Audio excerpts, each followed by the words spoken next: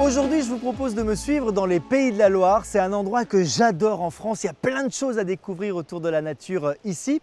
Alors, je ne suis pas très loin du Mans, à Filliez-sur-Sarthe. C'est un endroit qui s'appelle les Rivières de l'Ouest. En fait, c'est le regroupement de 3 départements qui possèdent à elles seules les plus grandes, les plus belles rivières de l'Ouest, navigables et naturelles. Il y a 283 km de berges, on peut faire plein de choses ici, du paddle et aussi du pain.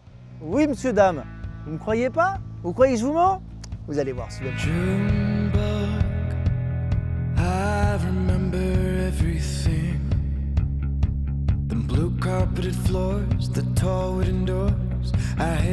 Salut Marine. Bonjour Gérald. Dis donc, je te trouve déjà en train de travailler, c'est bien ça? Bah oui, ça se commence tôt le pain. Ah bah je vois ça. Alors parle-moi de ce moulin parce qu'il est très joli. Alors notre moulin, il est assez vieux.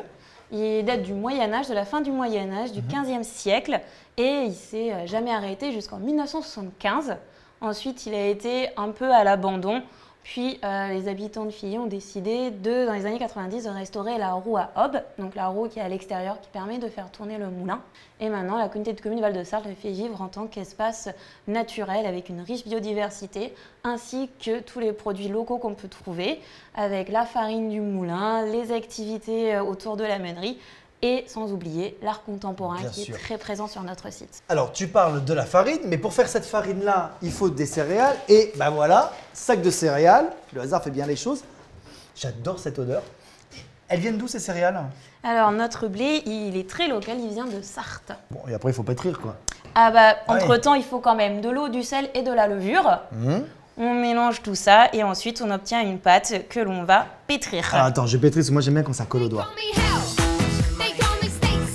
Pétrir longtemps? Alors là, je pense qu'elle a mal, plus qu'autre chose, la pâte. Dis donc, eh oh. Je suis très délicat, tu sais, avec les pâtes. Hein. Donc il faut la traiter avec douceur mais fermeté. Bon, d'accord, très bien. Excusez-moi, madame la pâte, donc on va être beaucoup plus doux. Donc on va plutôt essayer avec la paume de la main ou le poing, mais sans donner des coups de poing. Pour vraiment étaler la pâte. Et après, ce que je te conseille, c'est de la plier en deux et de recommencer le geste. Attends, montre-moi comment tu fais. C'est une technique, hein, je vous jure, hein, c'est pas évident du tout. D'accord. Donc je te laisse faire la forme que tu veux. Ah ouais, on va faire une boule. Une boule de pain, une baguette. Ouais, mais une belle boule, voilà. Regarde, ça c'est... Non mais, hé, c'est pas beau ça. Et ensuite, on va le mettre au four à bois, il va gonfler et cuire. Donc il va doubler de volume.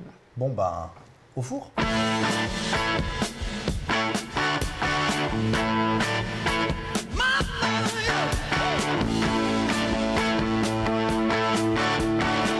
Alors, comment ça fonctionne? Oula, c'est chaud là.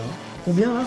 Ah oui, bah alors là, on est quand même à 250 degrés. Ah oui, d'accord. Donc ce matin, j'ai allumé avec des journaux, j'ai fait un tipi et j'ai fait monter le feu jusqu'à 400 degrés.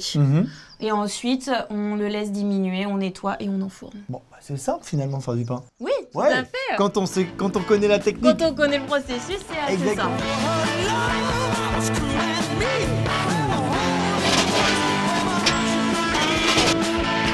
Ah, faut voir ça. Oh, c'est chaud, mais vous n'avez pas l'odeur, mais ça sent bon. Ah oui, il est bien cuit là. Bon, eh bien, je suis sûr qu'avec Marine, on vous a donné envie de venir fabriquer votre pain. N'hésitez pas. Hein. Ça se passe ici sur l'île Moulinsart. Vous demandez Marine et vous allez apprendre en une demi-journée comment on fabrique ce délicieux pain. Merci Marine. Merci Gérald.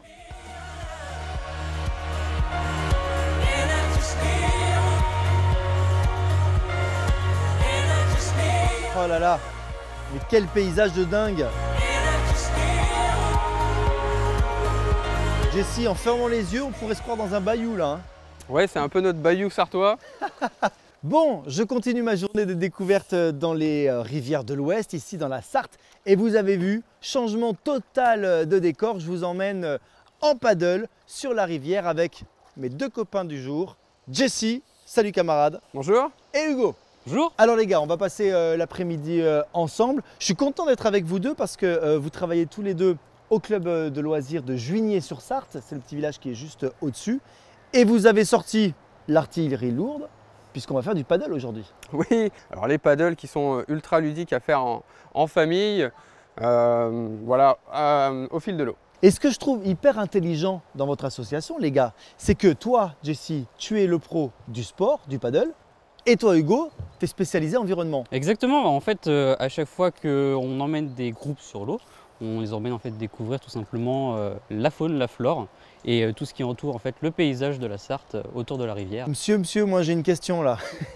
Depuis tout à l'heure on est sur cette rivière. Alors je reconnais bien les nénuphars, ça on peut pas se tromper. Okay. Mais à côté il y a des toutes petites plantes.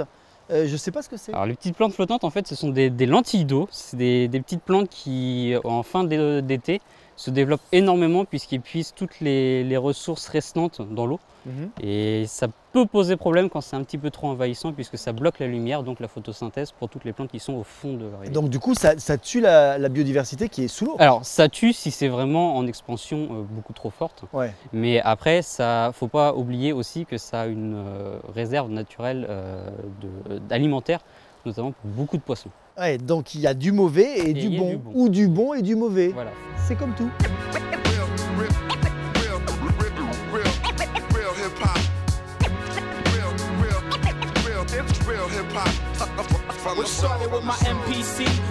Les gars, on aurait pu appeler la thématique de la journée à la découverte des moulins le long de la Sarthe parce que tout à l'heure j'étais avec Marine et j'ai appris à faire du pain au moulin Saint-Cyprien et puis maintenant on est chez toi sur ton club de sport et là il y avait aussi un ancien moulin. Et effectivement, alors en fait la base de loisirs elle est faite positionnée sur un ancien moulin, les ruines d'un moulin.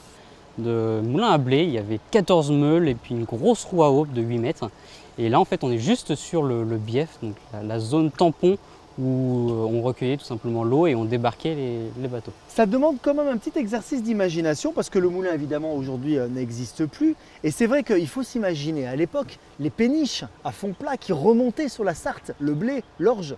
Exactement, ouais, les péniches, en fait la Sarthe c'était un grand commerce, une grande route commerciale où on acheminait beaucoup de denrées alimentaires, mais aussi pour beaucoup de marbre, puisque la région de Sablé et de Juigné avait une riche industrie minière et de blé.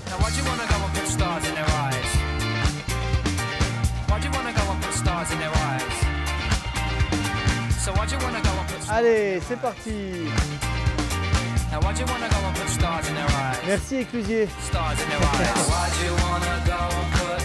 Alors tu vois Gérald, là on est sur la fin de la balade. Ouais. Donc quand tu peux voir, on a passé une écluse tout à l'heure, il y a énormément de barrages en fait sur la Sarthe. Et ça pose beaucoup de problèmes pour tout simplement la circulation des espèces, les barrages, puisque ça fait des grosses marches. Bah oui, ça fait des retenues d'eau. Et c'est pour ça qu'en fait le département fait construire sur les barrages des passes à poissons pour faciliter en fait le passage des poissons, de la faune ichthyofaune. Et tout simplement faciliter l'alimentation, la reproduction des espèces. C'est bien pensé aquatiques. Tout ça. Hein. Exactement. En fait, ce qui est joli, Jessie, sur ton lieu de travail, c'est que tu nous fais découvrir en paddle une rivière naturelle, mais qui est quand même domestiquée par l'homme. C'est ça, avec pas mal d'ouvrages, ce qui permet de réguler les niveaux d'eau, comparé à des fleuves où il y a beaucoup plus de courant. Ici, c'est vraiment navigable, quoi. Bon, et ben écoute, on prend beaucoup de plaisir à naviguer en votre compagnie, les gars. N'hésitez pas à venir rencontrer Jessie et Hugo, vous allez apprendre plein de choses.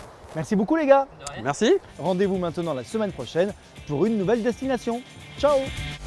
Pas mal cette activité, non? Alors si tu as envie de trouver d'autres idées de sortie partout en France, c'est franchement pas compliqué. Il suffit de cliquer juste là. Et puis évidemment, n'hésite pas à t'abonner à la chaîne YouTube d'Ushuaïa TV en cliquant juste là. Ciao!